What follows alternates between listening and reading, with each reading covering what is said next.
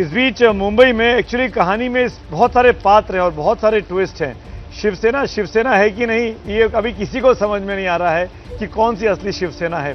इसीलिए अब एक महत्वपूर्ण बयान आया है बागी गुट, जो कि शिंदे गुट है, उनके प्रवक्ता दीपक केसरकर की तरफ से ये बड़ी खबर आ रही है।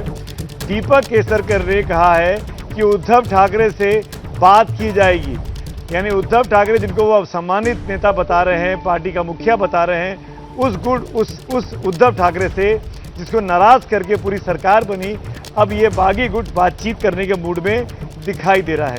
ये महत्वपूर्ण खबर है, बड़ी खबर है इस वक्त की, जो दीपक केसरकर का बयान आया है। ये तमाम बागी विधायक जो हैं, करीब 50 के आसपास, कल इनके गोवा से मुंबई पहुंचने की संभावना है। कब ये बातचीत होगी वो भी हम आपको बताएंगे। लेकिन इस बीच आपको बता दें कि इधर शिंदे गुट की, बागी गुट की सरकार बनी और उधर जो महाविकास अघाड़ी के नेता थे, उनके घर पर जांच एजेंसियों के छापे पड़ने या नोटिस मिलने शुरू हो गए हैं। शरद पवार को इनकम टैक्स का नोटिस मिल चुका है। संजय राउत को ईडी के चक्कर के दफ्तर के चक्कर लगाने पड़े हैं। संजय राउत वहां पहुंचे हैं। और इन सब के बीच में एक खबर यह भी आ रही है कि एकनाथ शिंदे खुद को जो आज भी शिव सैनिक कहते हैं और उद्धव ठाकरे के खिलाफ अभी भी उनके खिलाफ उस तरीके से बात नहीं कर रहे हैं कि जैसे पार्टी से या उद्धव ठाकरे से वो सीधे तौर पे नाराज हैं। लेकिन उद्धव ठाकरे को लगता है कि एकनाथ शिंदे ने धोखा दिया है और जो वो मुख्यमंत्री बने हैं तो वो शिव सैनिक मुख्यमंत्री नहीं है, वो शिवसेना से बाहर जाकर मुख्यमंत्री बने हैं। लेकिन एकनाथ शिंदे की जो भाव भंगिमाएं हैं वो बता रही हैं कि उन्होंने अपने गुरु आनंद दीघे की जो गुरु दक्षिणा थी वो आज उनको दे दी है। देखिए ये खास रिपोर्ट।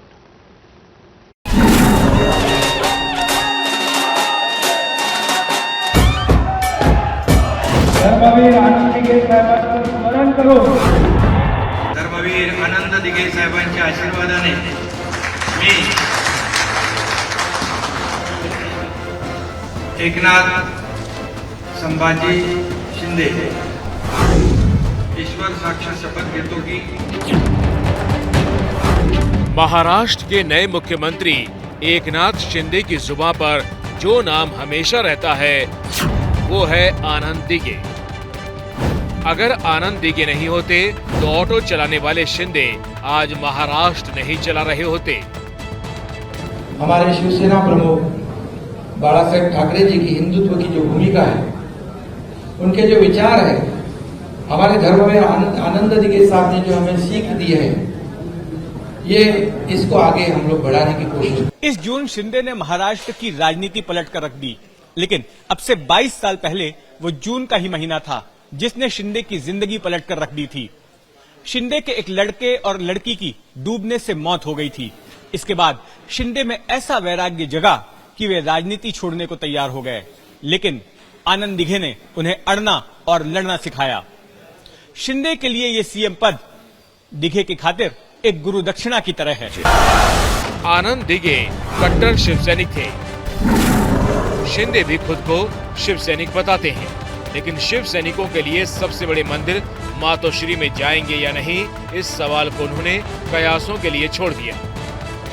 मातोश्रीवर कधी जाणार तुम्ही, का जाणार काय जाणार नाही, या बाबतीमध्ये जेव्हा वेळ येईल तेव्हा आपल्याला कळेल। लेकिन उद्धव ठाकरे के तेवर और मन से निकली टीज बता रही है कि शिंदे के लिए मातोश्री की दूरी बहुत बढ़ गई है।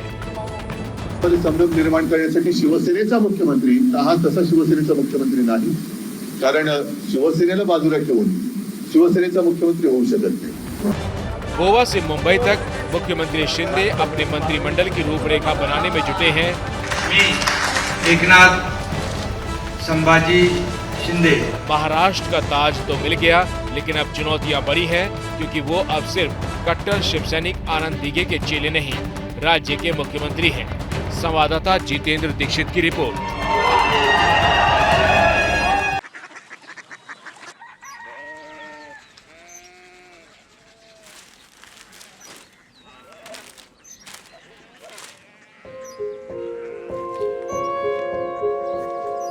बाबा बाबा कोरिया सिटी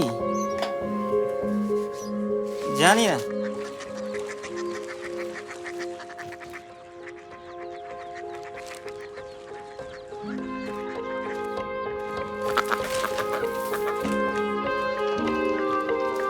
कोरिया सिटी।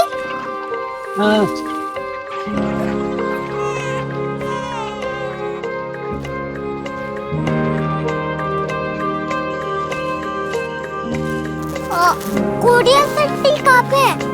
शहर अंग्रेजी लगे हैं।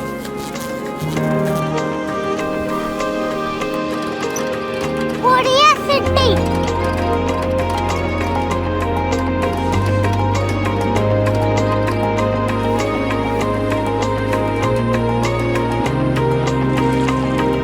वो बहुत दूर है।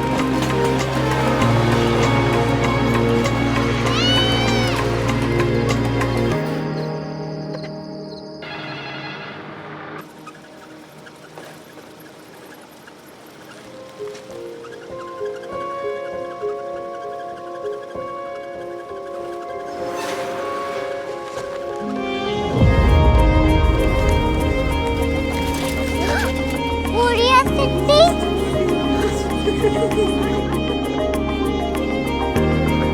दुनिया को बोलना नहीं, कुछ लोग बड़े होते हैं। कोरिया सिटी कहाँ है? प्रोफेसर साहब को पता होगा। हो, ये छोटा वाला ग्लोब लगता है और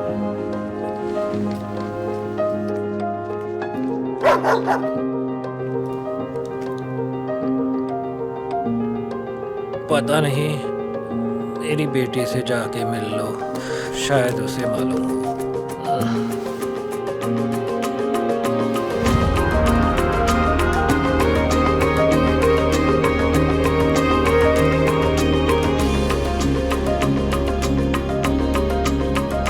हाय,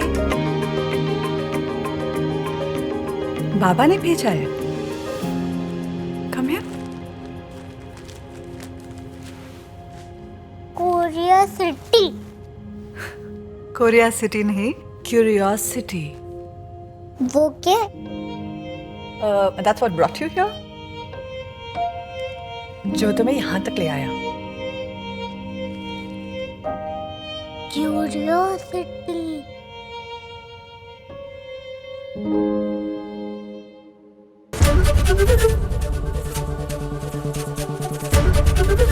एबीपी न्यूज आपको रखे आगे।